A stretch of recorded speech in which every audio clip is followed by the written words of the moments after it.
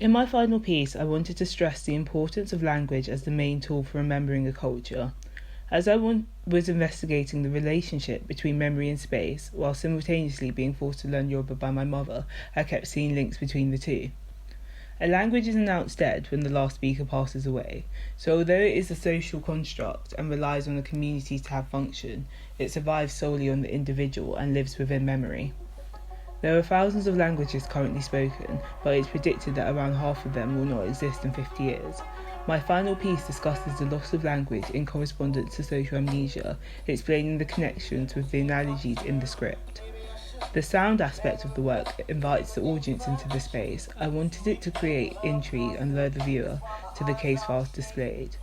Within the sound, the voices are all speaking over each other at varying volumes to disguise them, to mimic how languages are disguised to foreign ears. The script for each voice is the series of vignettes I had written and are spoken by me and each member of my family.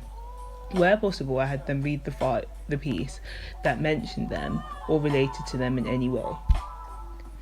As well as the script for each voice, the files contain anecdotes of research I had collected, as well as some personal images and items which relate to the writing. Although an archive piece, I limited the amount of information available as I wanted my own perspective, the sound and vignettes to be the main focus. This was because I wanted to censor the information to fit my viewpoint. When researching a topic such as social amnesia, it's hard to find examples due to the very definition of it. If we have all forgotten, there will be no evidence.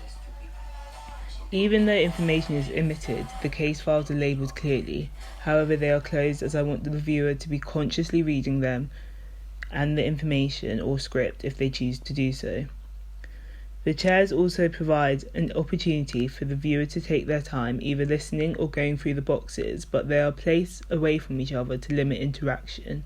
I wanted the work to encourage conversation after viewing, and by limiting the archive and reducing social contact, there is more room for questions and discussions afterwards.